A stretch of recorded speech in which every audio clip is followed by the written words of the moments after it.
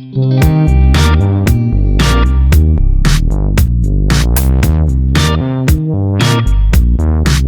Friends, வணக்கம்.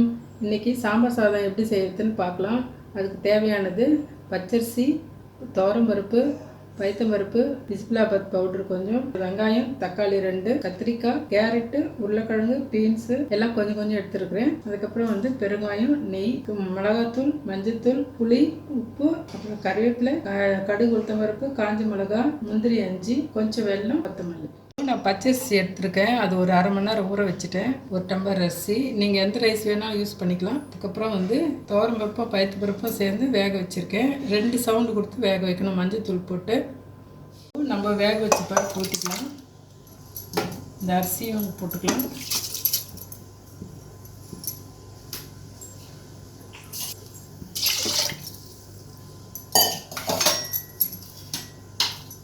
இதில் தக்காளி போட்டுக்கலாம்.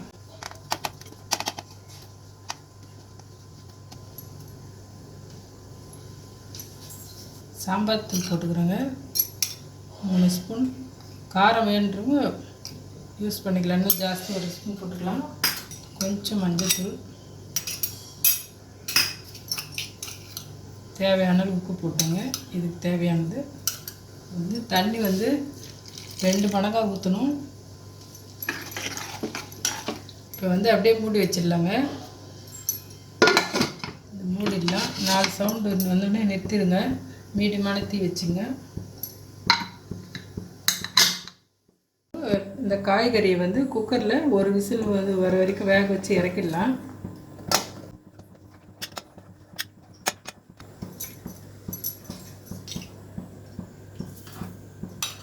கொஞ்சம் உப்பு போட்டு வேக வச்சுக்கலாம். இப்போ மஞ்சத்தூள் கொஞ்சம் போட்டுக்கலாம். கொஞ்சம் மிளகாத்தூள் போட்டுக்கலாம்.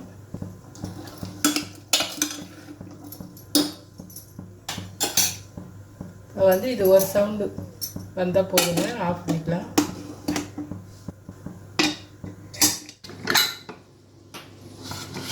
இப்போது ரைஸும் பருப்பு வெந்துருச்சுங்களா, நல்லா மசிச்சு விட்டுருங்க. இப்போ கொஞ்சம் சுடு தண்ணி நான் வச்சுருக்கேன். இதில் தண்ணி ஊற்றிக்கலாம். இது அடுப்பு வச்சு நல்லா கொதிக்க வைங்க. இது இப்போது நம்ம காய் வேக வச்சுருக்கோம் இல்லைங்களா, இதையும் இதில் போட்டுக்கலாம். இது அப்படியே சிம்மில் கொஞ்ச நேரம் கொதிக்க விடுங்க. எல்லாம் நல்லா ஒன்றா காய், ரைஸு எல்லாம் நல்லா கொதிக்கும். புளி தண்ணி ஊற்றிக்கலாம்.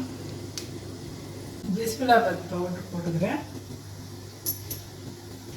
இப்போது ஒரு கொதிக்கு பாருங்கள். நம்ம இப்போ குக்கர் மூடிட்டு ஒரு விசில் வந்தோடனே ஆஃப் பண்ணிக்கோங்க.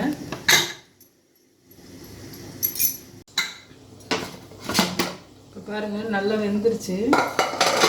ஒரு சவுண்டு வச்சு நிறுத்திட்டேன். நல்லா கொடக்கொலன்னு ஆகிடுச்சு பாருங்கள்.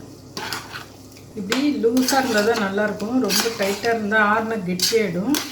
நல்லா தலை இருந்தால் தான் சாம்பார் சாதம் நல்லா இருக்கும் சாப்பிட்றதுக்கு. இப்போது நம்ம நெய் ஊற்றி தாளிச்சிக்கலாம்.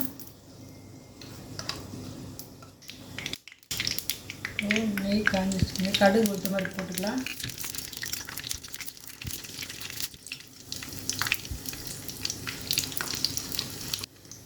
முந்திரி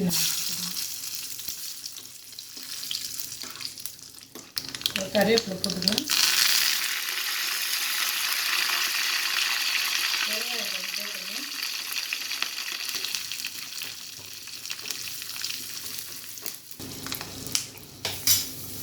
இதில் ஊற்றிடலாம்.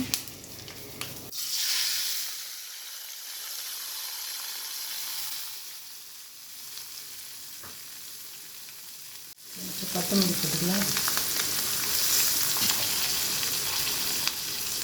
வெல்லம் கொஞ்சம் எடுத்து வச்சுருங்களா, வெல்லம் போட்டுடலாம். வெல்லம் கொஞ்சம் டேஸ்ட் கொடுக்கும். அவ்வளோதாங்க, சாம்பார் சாதம் ரெடி ஆகிடுச்சு. நம்ம இதுக்கு ஊறுகாய், அப்பளம், சிப்ஸ் வச்சு சாப்பிட்லாம். ரொம்ப நல்லாயிருக்கும். நீங்கள் செஞ்சு பாருங்கள், டேஸ்ட்டாக நல்லாயிருக்குங்க.